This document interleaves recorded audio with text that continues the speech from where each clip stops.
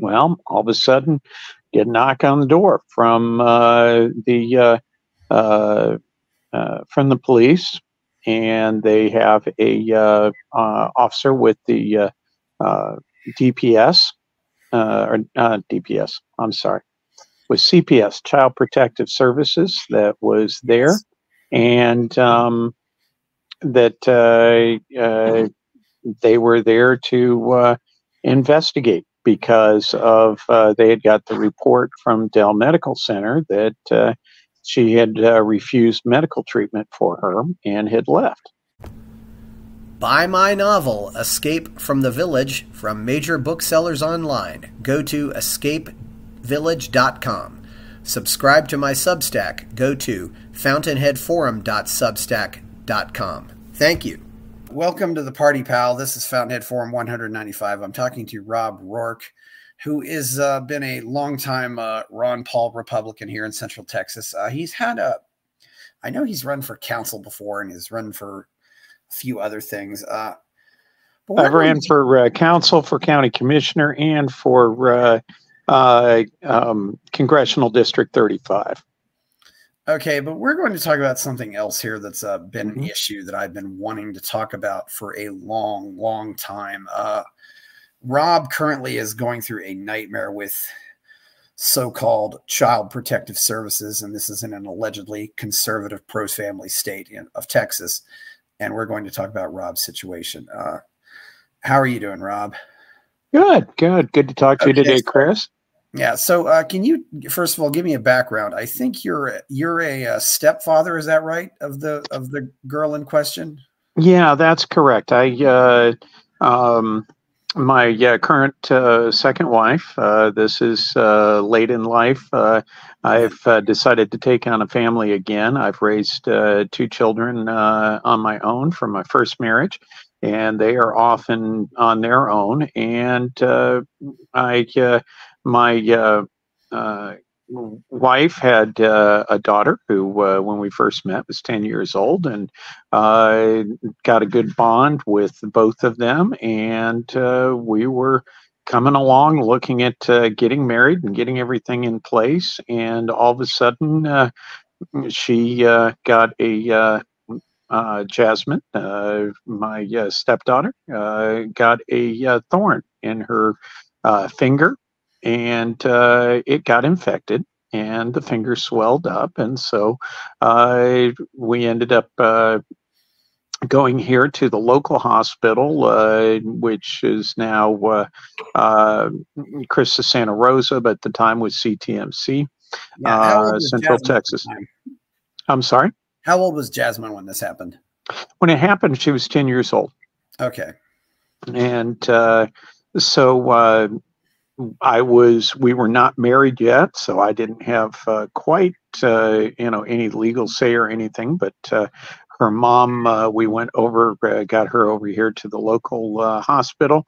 They looked at it and said, it's more than what we want to try to handle here, because they were afraid of the infection and the swelling in the finger. So they took her over to, they sent them up to Dell Medical Center up in Austin. So they went, and 5 o'clock in the morning, they went on up there to Dell Medical Center. I was in the process of trying to move out of my house and to move in with them. And so I said, you guys go and do what you need to do, and I'll keep trucking along here. I didn't, go take care of the finger. It didn't seem to be anything that bad. And so they got up to Dell Medical Center and waited around, and finally about 8 or 9 o'clock, they finally were seen. And they, my wife at that time, was saying, guys, just do something with this finger. Just, you just need to clean it. Just do something. We've been here all this time. It's been all night. Nothing's happening. What, and they were concerned because my wife had been up, but both of them had been up for over 24 hours. And they, the medical, she's agitated. And eventually my wife was just, okay, enough of this. We're going to go on ahead and go back to San Marcos, and we're going to seek some kind of something else, but nothing's happening here. Yeah. So she made the choice to leave the hospital. When And was this too, Rob? What year was this? and this was let's see, so that was 7 years ago. So Okay, that 7 is, years ago. Okay. yeah. 2017. Okay, yeah. Okay, I just wanted to get some more clarity on that. Keep going. No, I'm sorry. So, Yeah. so they came back to San Marcos, and it was the car didn't have any air conditioning. It was the 4th of July weekend. Traffic was horrible on I-35. Took them forever to get back through, and they made it back to San Marcos. And we were in the house trying to get everybody cooled back down and get okay. I said, well, then let's go down to San Antonio. If we're not getting the treatment there, we've gone through this with the hospitals. Let's get down to San Antonio, but let's let things cool off here a little bit. Well, all of a sudden, get a knock on the door from from the police, and they have a officer with the DPS or DPS. I'm sorry, with CPS, Child Protective Services, that was there, and that they were there to investigate because of they had got the report from Dell Medical Center that she had refused medical treatment for her and had left. And this was for a possible infection on the finger after getting a thorn in the finger. Yeah. I mean, yes, something that could happen to anybody in really just the normal, in the normal course of just kids playing. I mean, kids get splinters all the time and stuff like this. Yeah. Or thorns, yeah. So this could happen to anybody. Yeah. Yeah, that's exactly it. And, you look at, okay, is this life threatening? Do I need to, it's something that is, you can get an infection, very easily, and kids do that. It's, so what ended up happening on this, though, was that they would not leave. They were not happy. They had EMT come into the house, looked at it, and they were worried about sepsis. They were worried about infection. Yeah. And so they did not like our story that we would go down to a different medical. Basically, we just wanted to go to a different medical system and go down to San Antonio. The problem is, by doing that, that took them out of the CPS zone for Central Texas. Okay, so we would have gone to a different, where they would not have had jurisdiction, basically, that they would have had in the Austin area. And so this hot day, it kind of kept going and escalating. And one of the officers that was there, I knew him from here locally, and he ended up, basically saying, "Listen, this is getting something's going to come to a head here." My wife was refusing to let any come out and let Jasmine out, and they were holed up in the house. And after about 3 hours, we suddenly started having a whole bunch of officers show up and supervisors show up, and we ended up having Jasmine. I guess her mom came out, Yeah. and to talk to them and say, listen, what, we've got to get this resolved. And Jasmine came running out, and she said, Jasmine, get back in the house. And the officers grabbed her, grabbed my wife, threw my wife down to the ground, grabbed Jasmine, and they put Jasmine in a waiting ambulance, and everyone was screaming. It was traumatic for everyone. And my officer, that was my friend, basically just grabbed me and said, "Get in the ambulance with her."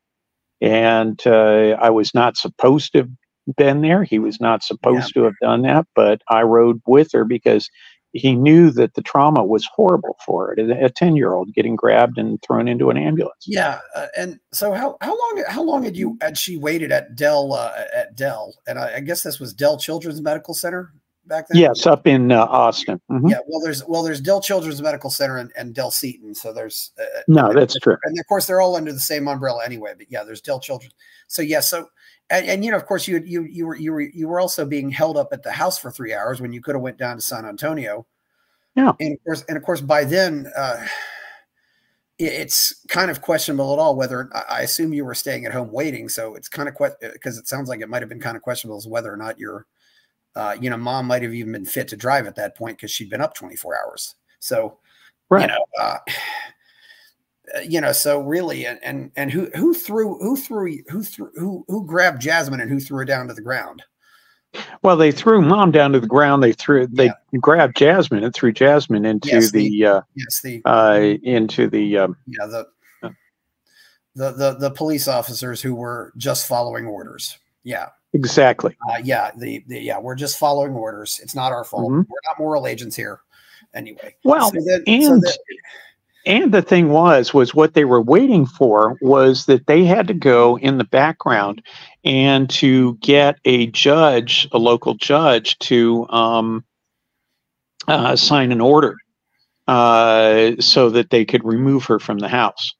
Yeah. Okay. Again, we have no clue. We're not going before the judge. We don't have a chance to talk to him or anyone else. This is all out of our control. And it is remove first. They have the rights. We don't. You don't have the rights when it comes to these things if you are on the wrong side. If medical personnel or police personnel or anyone else decide differently, in this case, you don't get to go before a judge and have your constitutional rights. Yeah, it's unfortunately, we really don't have anything in the Constitution about stuff like this. I think do you have parental rights in the Constitution? Yeah, I think for a long time, this was just kind of assumed. That this would never be a question. And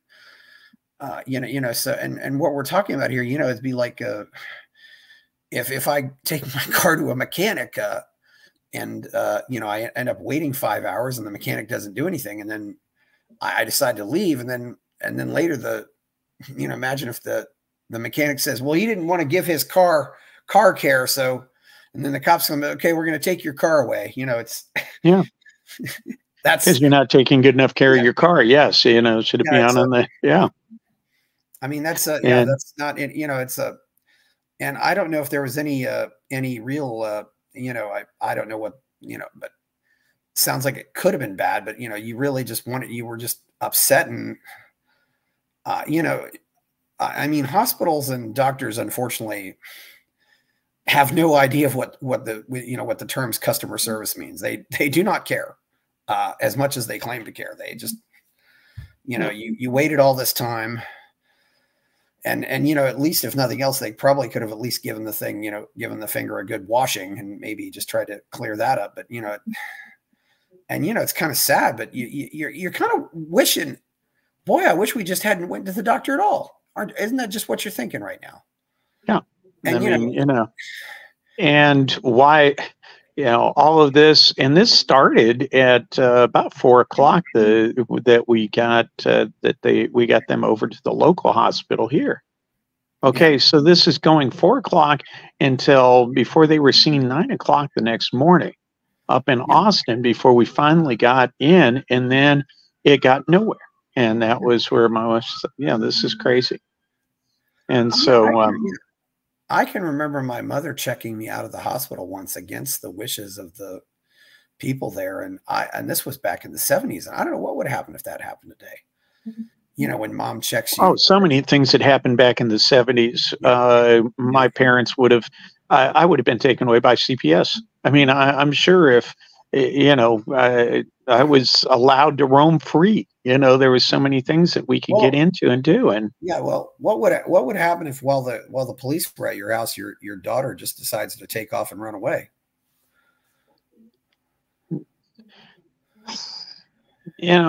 It was just She's 10 such years a, old.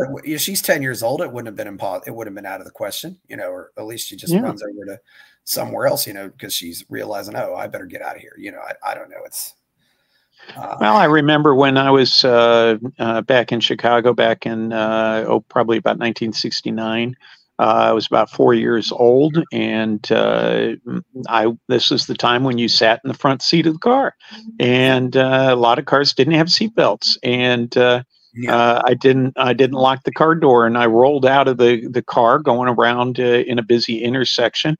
I was all beat up, and the parent, the cops, hey, here you go, take them back home. They took me home, cleaned me up with iodine and, all sorts of yeah, nasty stuff. And no, they didn't send me to the yeah, hospital. They you know, didn't arrest my dad for child endangerment. Those kind of things didn't happen back then. yeah. I didn't want to go into reminiscing about the good old days, but it's just very. It really makes me wonder, if you even want to get married and have kids in this culture anymore, and the way things are going. And this is not something either that happens at the federal level or even the state level. I mean, this is solely at the local level. I mean, this is not legal advice or anything like this, but I remember Will Grigg. Apparently, he would always have a bug out plan. Literally, I mean, if he thought Yeah. somebody was going to come after his kids, he would have a place where he could, like, I don't know, send the kids over to the grandparents or something like that, just in case something came up. I mean, literally, because of the. But yeah, that was so. Then after this, they come pick her up in an ambulance, which was kind of overkill because this wasn't really an ambulance necessary thing. Yeah, so we slowly go back through all the traffic, get on back up, sirens blaring, get up to the hospital in Austin. And I stay with her until eventually CPS comes in and says, well, we're going to go on ahead and check her in. She's going to be going in for surgery in the next morning. And you are going to have to leave, Mr. Roark, because you are not, at the time, we were not married. At the time, I was not stepdad yet. Yeah. And I had no legal, reason to be there. And, if I could have made a choice to those are those, what should I have done? Should I have gone in ahead and, pushed it? And I was like, well, can I talk to her the next? Yes, you can talk to her. And, she'll be there when she comes out of surgery and all this. Okay. The CPS assured me that we would be able to talk to her. Oh, yes, and okay, then here's the numbers, and she'll go into the surgery and I'll go back home, because basically they would have had cops, it would have been a scene. They would have pulled me out of there. And should I have made the scene? I don't know. That's, those are those kind of things you go back. I mean, I was exhausted, as well. And so I hadn't had any food, and I said, okay, let's do what I need to do here. And also, I'd had my, during when my wife was there with my daughter, and I had my son go over to bring them some food and to make sure that they were taken care of. He was living in Austin at the time, and he went and he testified in court later on that, she didn't seem agitated. There didn't seem to be any, problems. It was just, they were tired. They wanted to go home. Yeah. And so, we were all just exhausted from the whole ordeal of, we didn't expect to be in this situation. Yeah. Yeah. You were probably, I mean, you were just completely in shock by everything happening. I mean, and I think it's kind of like a shock and awe situation. When you're so shocked like that, you're paralyzed, that you trust that that certain officers of the state are going to do what they say they're going to do. That they're going to do the best for somebody. And what ended up happening was the next day when I tried to call and to talk to Jasmine after the surgery, I was told by the CPS that no, there was not going to be any more contact. And no, we would not get to talk to Jasmine. And Jasmine wouldn't have anyone there. And she And couldn't so talk to she, mom or no one. And so she couldn't talk to her mom, couldn't talk to me, couldn't talk to anyone. And here, this girl had been in the hospital all night. She's 10 years old. She's scared. They go in and they do surgery on her finger. They do invasive surgery. Well, what they ended up doing was when they went in for that invasive surgery, they ended up creating the sepsis by releasing the pus sac, and it got infected. And again, there's no we couldn't go back and use any of this because it's all medical. And uh, they were doing what was in an emergency situation, what they felt was best, what the state felt was best, and we had no say in it. And the doctor, I mean, they can't force doctors to do this. I mean, did the doctors or anybody else kind of protest and say, like, look, I don't, no, the doctors were the ones that wanted to go along, but the one doctor that they had has also had other malpractice issues with this that we've found. Yeah. So there's other doctors. This doctor's had other malpractice issues, and so you have no. She has no choice of a doctor. You have no choice of a doctor, and I guess her biological father is non-existent either. But he was not anywhere in the scene. Or grandparents, or any grandparents, anything like that, or. Well, the grandparent, the grandmother was up in South Dakota, and so this got to be well. Okay, so we're going to go back. I just wondered who if there was any other family around. But yeah. And no, it gets to be it was a bad situation with the biological father, and we'll get into that in just a minute. Yeah. I was just wondering, there's a lot of situations here. It's stuff happens, yeah. So she has the surgery, she gets the sepsis. So how long is she in the hospital then? She was in the hospital for about 2 days. And then when she was released from the hospital, they ended up taking her and putting her into foster care. Yeah. She was not returned to the mother, and and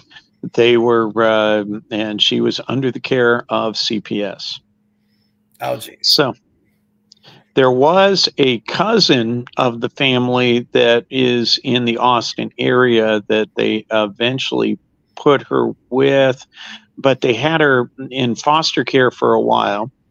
And Alicia was able to meet with her on a weekly basis, but it had to be supervised. Yeah. And this was so Alicia would go over to the CPS office, and they would sit there, and she would bring stuff to do and things for her, and read, and they'd do crafts, and they'd do stuff. But one of the things that Alicia was she was pushing it with them a little bit too. Well, she was going to be fine. I'm going to, take this all the way to the limit with you guys. If you're going to play your games, I'm going to play my games too. And I don't know if it was playing games, but they had these geodes that they wanted to crack open. And Jasmine had gotten those a couple of weeks before, and they just hadn't had a chance. And so Alicia thought, hey, this would be, here's an opportunity to just crack open these geodes and see what's inside. And, geodes, what are geodes? Geodes are rocks that on the inside on the outside, they look like normal everyday rocks. You crack them open on the inside, they've got crystals. Okay. And they're pretty on the inside.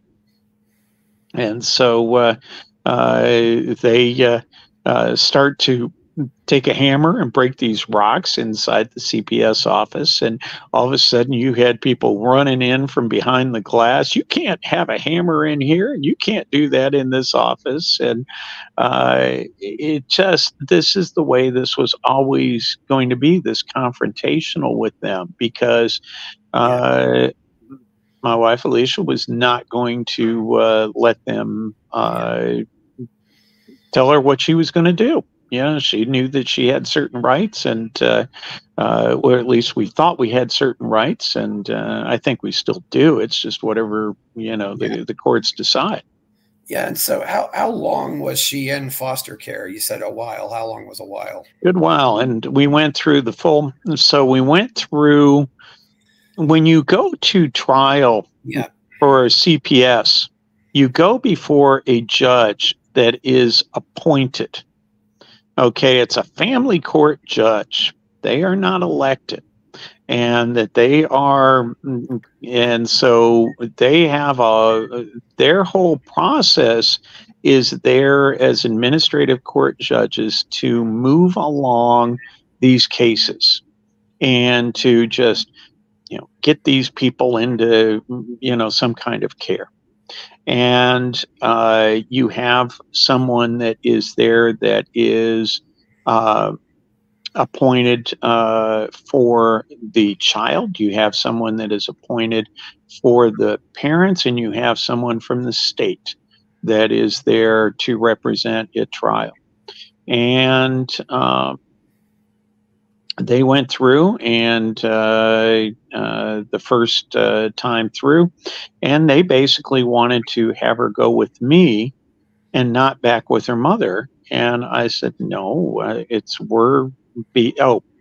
me go back a second, because this is one of the game changers in that, was that, so this is on the July 5th, July 4th, July 5th weekend.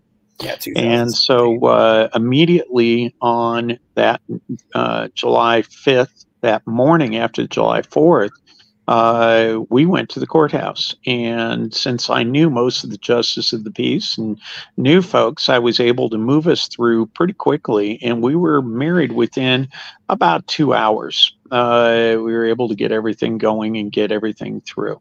Because I said, I want to be part of this, and legally I want to say in what's going on. So when we went over to CPS, I said, well, Mr. Roark, you're going to have to leave. I said, no, we're not. I'm sorry, we're married. And they didn't like that.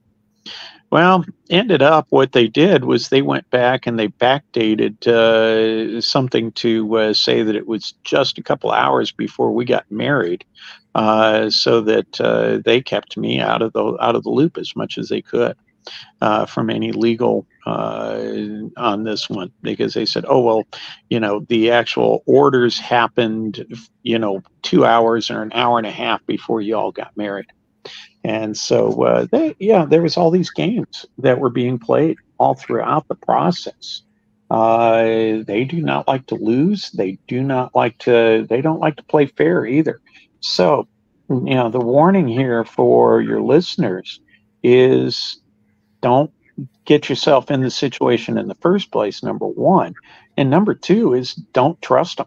That's all I can say, is just don't trust. Yeah. But as you've shared, you've shared here, you can't interact with people and you'll end up in the system if you interact with a doctor, or you interact. You're basically telling me that you can't take your kids to the doctor, which is kind of a scary prospect. And yeah. I'm just asking myself, if you'd never, maybe the infection would have just went away if you'd never taken her to the doctor, but you're maybe not, but you kind of wish you're just kind of thinking that, boy, I just wish we never went to the hospital at all. But yeah, I don't know where this goes. I don't know where this is going to go. It's, Rob, it's, this was in 2017. I think you can only imagine that the public trust for for doctors taken a nosedive since then. Yeah. Because of the events in 2020. I mean, I don't. Well, it got real interesting as we're getting on closer to 2020 or 2019, to 2020, in that, okay, so this ended up, we ended up taking this all the way to a jury trial.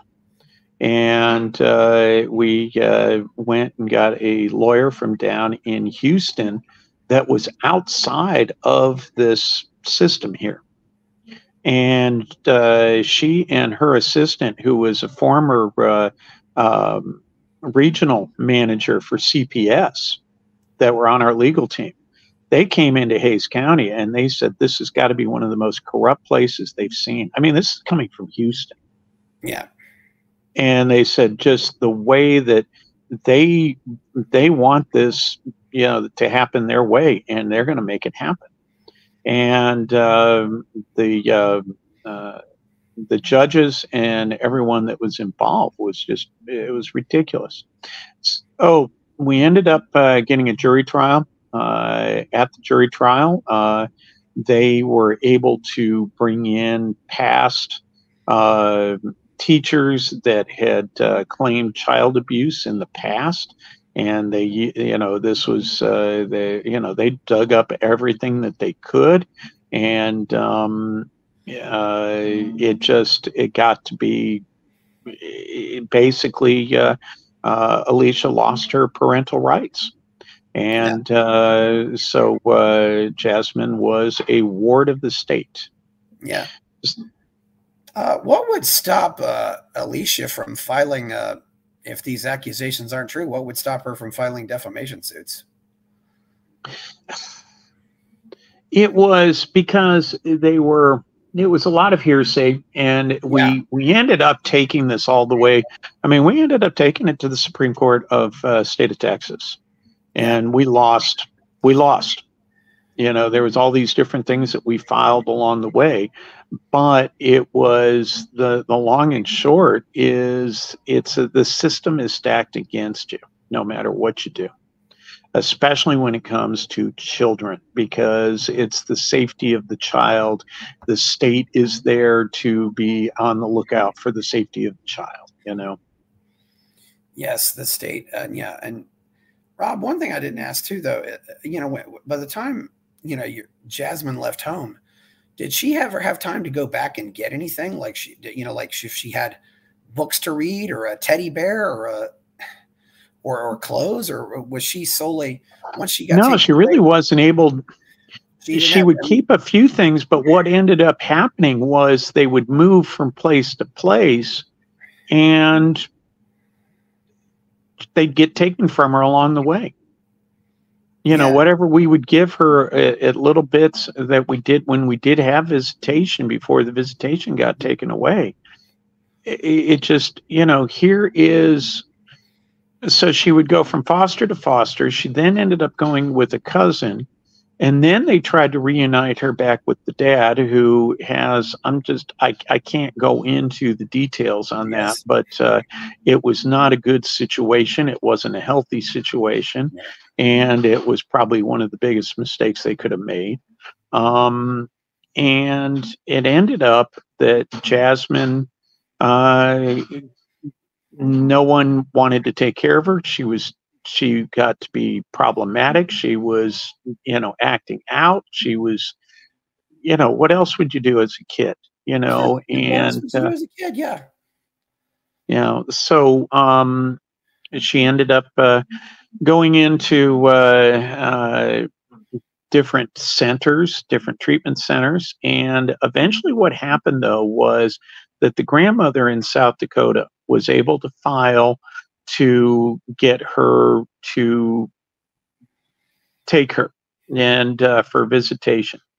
And they were able to get her to go up to South Dakota. Well, this happened right at the time that the COVID was going on, and they were starting to lock everything down. And so the grandmother got her up to South Dakota. They basically said, well, we can't really move her around. We can't bring her back. I'll tell you what, we'll just go on ahead and give the grandmother the rights to her. But Yeah. She can't see her mother. She can't see anybody here, and, this is the rules that we've got. So at least she was with the grandmother in South Dakota. And so she has stayed in South Dakota, although she has had a lot of emotional issues, and Yeah. she is, that have carried through with her. And she is now 17.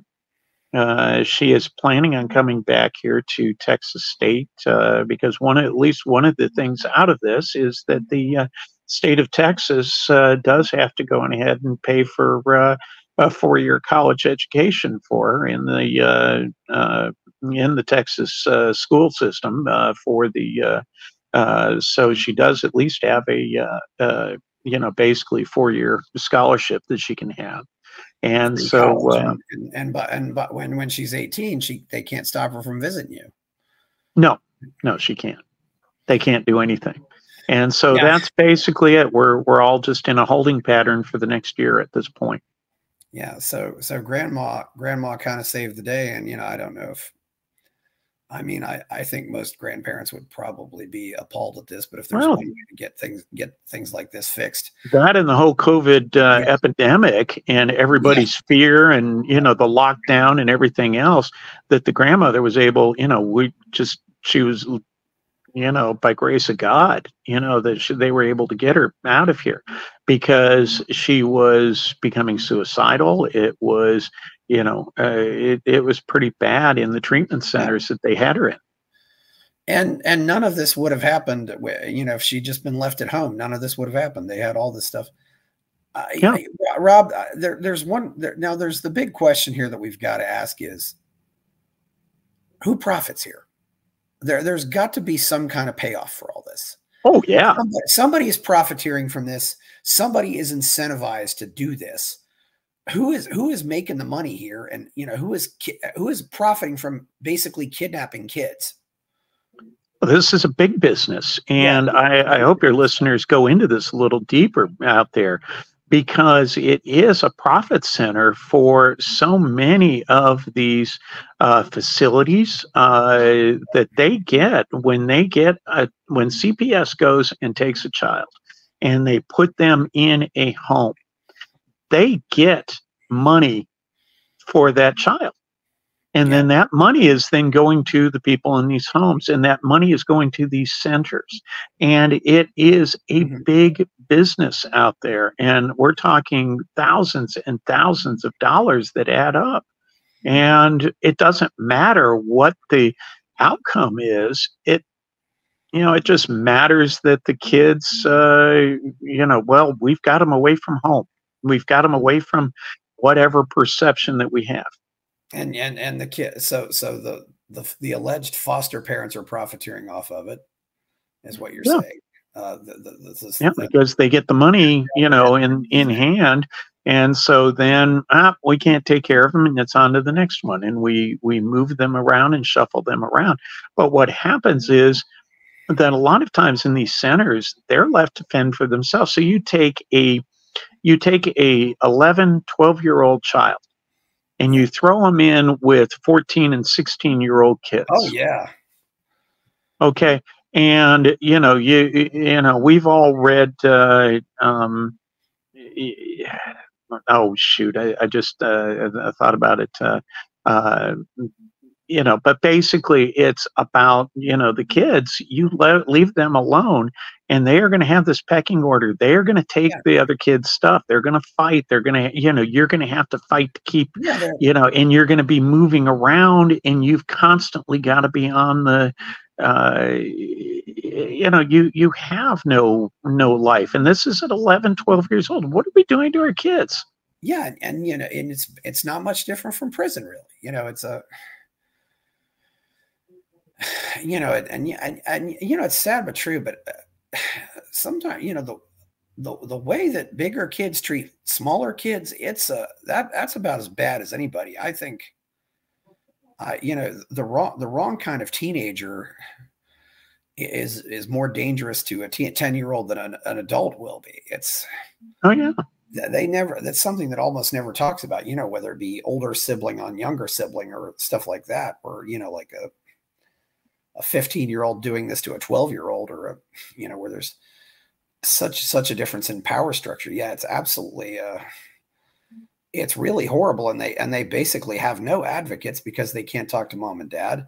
I assume your girl never had a cell phone or anything, right? No, no, they would not allow them cell phones. Well, and it was, yeah, they would make sure that they kept the cell phone away from her. Yeah. Are you worried about what's going to happen? I mean, what's going to happen to her once she gets out? I mean, I hope she comes back. I mean, she's probably going to try to come back and maybe make up for lost time. I hope, she'll. Yeah, she's planning on being here, and like I said, she's let us know that she's coming back to school here, and it's at this point, they're just waiting for her to age out of the system, and then she'll be on her go, and then she's going to have to deal with, all of these things, they're going to affect her. And so, and I got to ask too, though, what kind of relationships is she going to have? Is she going to have, whether it be boys or sure, as she gets older, is it, when you're constantly losing things and you're constantly on the move and you're not able to establish relationships, how is that going to affect you emotionally? This is the thing, Chris, what are we creating? This is just one example here in the state of Texas. What are we creating across the country? What are we creating with this system, with all of these children that have been taken from their parents, that, we've been given all these reasons, whether they're valid or not, who knows, but they are out of that environment. That what's going to happen to them as they get older? How does that help them to have families? What's our social issues that we're going to have? Yeah, Rob, and I also want, and I also can't help but happen. What would have happened if you'd? I'm also waiting for that case, where something like this comes up, where maybe a parent gets access to their kid and they said, okay, we're going to Mexico or something like that. It's and literally, and I know that sometimes that does happen with immigrants. Immigrants, sometimes their kid ends up in they get some social worker knocking on their door, and the immigrants, they go back to Mexico as fast as they can, yeah, or wherever, because they don't have to deal, because they get preyed upon by this stuff too. And what do you think motivates the desire to? What's the motivation for the social workers and the bureaucrats? Because based on my own experiences, social workers do not make a lot of money. No, that's one of the, I mean, and they get burned out very quickly too. Yeah, they do. They get burned out. I mean, is it because they think they're going into a system where they want to help people, and then they realize it's nothing like that, and they end up going somewhere else, or what? It's, but what's the motivation for them? Yeah, it's that they want to help, and they get into this thinking, oh, I'm going to, do good. And then they get into a bureaucracy, and they start to see that the motivation is not to help. The motivation is you got to, keep turning the kids, keep getting them, get them out of the home, get them into the system, and then there's somebody else's problem. They're not your problem. And that's how this whole thing goes. I think there are probably a lot of parents who may not be very competent, but I think I'd like to believe that most parents out there really do want to be good parents, even if they might have a lot of issues, that might get in their way. And unfortunately, a lot of parents never had anything to learn from either. They're just, because, sometimes mom just ends up doing what her mom did. And, whether that's for better or for worse, it's, but you have these, it's just. Well, one other thing just, that came to mind here too, Chris, is, every time you hear an Amber Alert go off on your phone, Yeah. It used to be, oh, yeah, that's somebody. Now, I'm at the point of, well, wait a minute. What's the real story? It's probably Is this photo someone, parent. yeah, are they trying to actually rescue the kids from the system and the system's trying to get them back? There you go. That's the Amber Alert. Well, there's another situation too, Rob, where we have and this is a little, unrelated and something we didn't think about in 2017, but there's, a boy whose father is in Texas and mom is now in California, and mom wants to turn him into a girl, and California says okay, but Texas is kind of at least trying to say no. And I'm Yeah. just thinking, and I'm still waiting for this is where I think a lot of times Americans' patriotism is to their detriment, because I'd be curious to know what would happen, if that father took his boy down to Mexico and said, well, I'd like to apply for asylum because my ex-wife wants to turn my boy into a girl. Can I Yeah. hide it? Can I, it's, what rights do we have? And what is in the best interest? And it's out of our hands.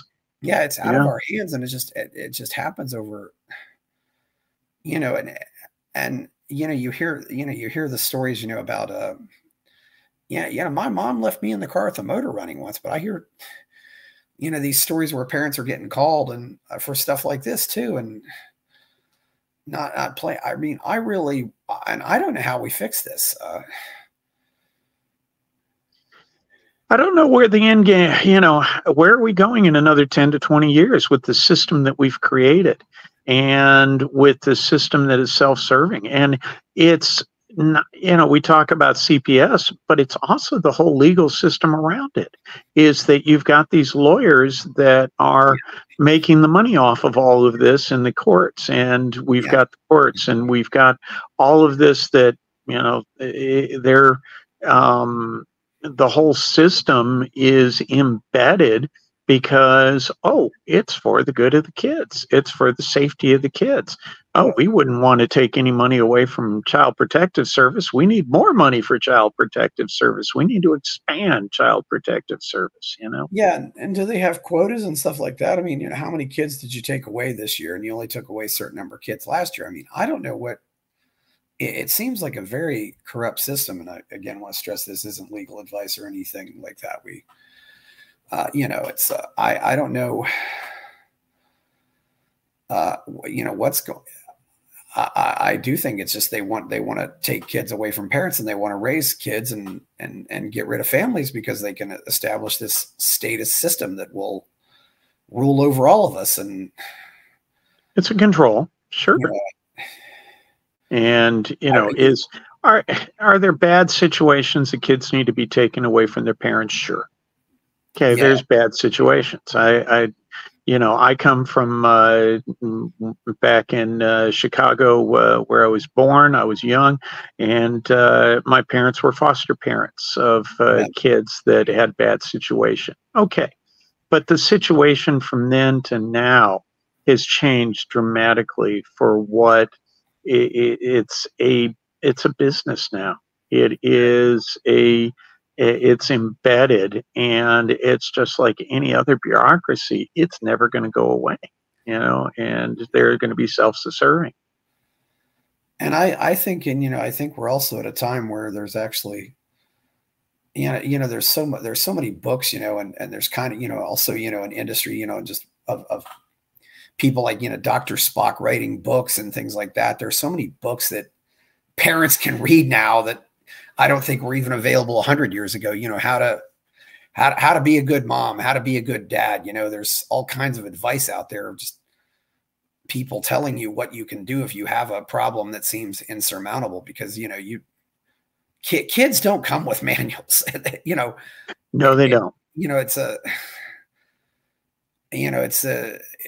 It's one of those jobs where, you're always on call, and you're always getting hit with, having problems fall into your lap that you never imagined could happen. It's like, how did he do this? It's like, and they surprise you so much, where they, it's, did I do the right thing or did I not? It's a constant, you know, you lie awake at night, Yeah. you know, how should I have handled this or not? And is this going to affect them? And then you have to get to the point of, you know what, it's just, it's life. We're all going to, you know, this is how we evolve. And, you know, we do the best we can, and they get to be 18. And guys, here you go. Go figure your way in life. And, you know, give me a call when I need to come take care of the grandkids, you know, is kind of how it goes. So, if you're you know, oh, go ahead. And if you're doing the job right, Rob, you know, you hope that the kids are be there to do right by you when you get old. I mean, sure. And that's, you know, that's it, is that, you know, as I said, I've raised 2 kids, for the most part as a single dad. And, yeah, when I raised them, and I talked about this in court, I said, one of my worst fears was always, as, you know, I had a 12-year-old and a 7-year-old, and it was when I'd be at work, you know, would I have CPS there in my house when I came home? You know, I had a neighbor that was right next door keeping an eye. I had a 12-year-old keeping an eye, you know, but, you know, you've got to work a 12-hour shift. What, you know, what do you do? And, you know, you wish for the best, and you tell your kids how to remain safe, and, you know, who to call and who not to call. And one of the things was, no, you don't call the police unless you absolutely have to, and I know about it first. Yeah. And that's the way you get. And, you know, Rob, and, you know, it was some ways more dangerous when we were kids because we didn't necessarily have, you know, have cell phones and stuff like that. It's, yeah. Although one thing that does make it a little tough is your kids are kind of forced to have cell phones now, though, because, you know, because I challenge anybody, you know, go and try to find a working payphone. You won't find one. No. It's kind of a system where you're kind of forced to have a cell phone, but, you know, because we didn't have that, you know, that electronic leash that kids have now. And I don't know if that's good or bad, but but it is what it is. It's a change in our society, and it's is different now from the time of my grandparents when they grew up in the 20s, and my great grandparents when they grew up in the 1880s, and, you know, those kind of things. Yeah. So, I think we covered just about everything here. I don't know if there's any other details here we want to go through, but, you know, it's, you'll certainly be glad to see. I mean, will you even recognize her when you see her? I mean, so many changes. I mean, I guess since she's with grandma, you probably get to talk to her on the phone, or can you talk to her on the phone whenever you want, or things like that? No. And what's happened on that is that she is then, because of what's going on, she has now acted out with the grandmother and became problematic with running away up there. And so she is now in in-state care up there in the juvenile system right now. And so, but again, she will be there until she's 18. And there were never any issues before the state got involved. No. And, you know, that was part of what I was coming into the mix was, you know, that, you know, here I was a good calming effect on the whole family. I was there as a father figure that she needed, that she didn't have, somebody that was male that she could trust, you know, all of those kind of things. And yet that wasn't what the state deemed, you know, that we needed to do. You know, they had other plans. Yeah. I hope this all, you know, and, you know, who knows what that's really unfortunate that all worked out this way, but she gets into Texas state. So that's all paid for. So that's one thing she gets out of it. I mean, if she can find, you know, the self-discipline to make the most of that. I think she will. And I think she's going to overcome a lot of things. And I think that's the whole thing, is it's going to be a reset. And that's what she's looking for. Yeah. And, you know, it's, here we go. But the trauma that it has created on my wife, you know, for 7 years, this was her baby, you know, that they were very close. And, you know, she has been out of the loop on so many things that have happened to her over the years. And so, what do you do for those years that are taken away? Yeah.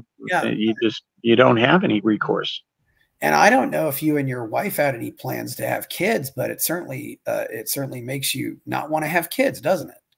Well, we're at that older age anyway that no, Yeah. there wasn't any more plan for kids. But I think the thing is that, it's the cautionary tale that I want others to realize. I think the two takeaways are this, is that number one, if you are a parent, be cautious because you do not have the rights that you think that you may have. Yeah. At least in the eyes of the state. And that you are constantly going to be having to defend yourself. Make sure that you have a good lawyer that you've got on call. Yeah. Okay. The sooner you can get that legal help and get them on it, you need to have somebody on retainer. Okay. If you're a parent and you can afford it, then do that. And the third thing is just to be aware that this is a profit center for it's an industry. Yeah. And you're up against an industry, whether it is legal or not. You've got appointed judges that are not elected, that don't answer to the people, that are in charge of, and it's a get them through as fast as they can. Don't make trouble. Don't make waves, and don't ask for trials because that is going to get you in. So those are my advice to those that are listening, at least. And we can safely say that you're guilty until you prove you're innocent. Oh, most definitely. Yeah, and that's the big problem here. Yeah. So, well, thanks for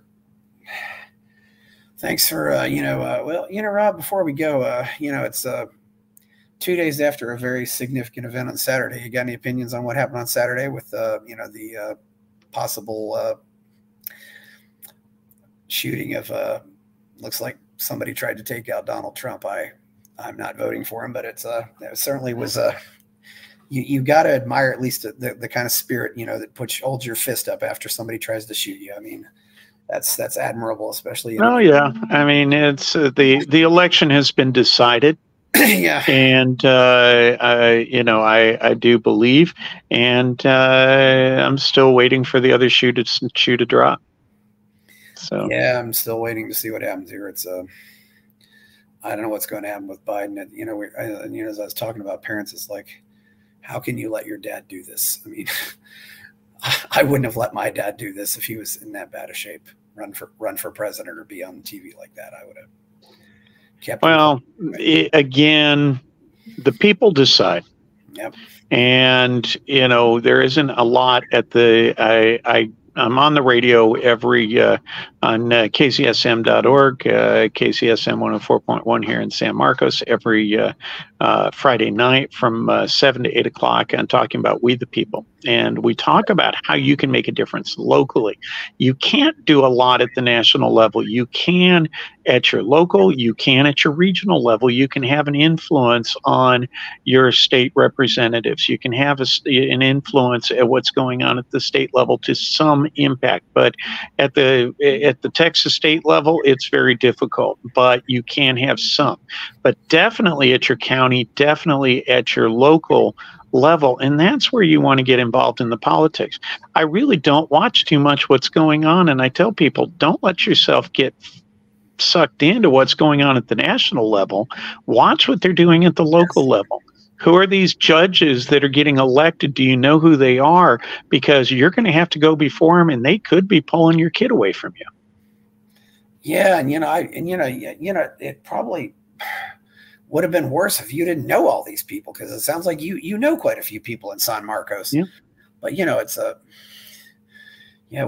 please, thanks for coming on, Rob. It's KCSM. Well, thanks for making the time and rescheduling, Chris, and appreciate it. And I've only rescheduled people twice, and I just I had to go to the doctor, so no, that was important. And then the other time, we had internet issues, but I'm glad we got this done. So anyway, please like this video, subscribe to the channel. Buy my novel, Escape from the Village. Check out my Substack. Thank you, Rob Roark. I'm Chris Baker. We're out. Yeah.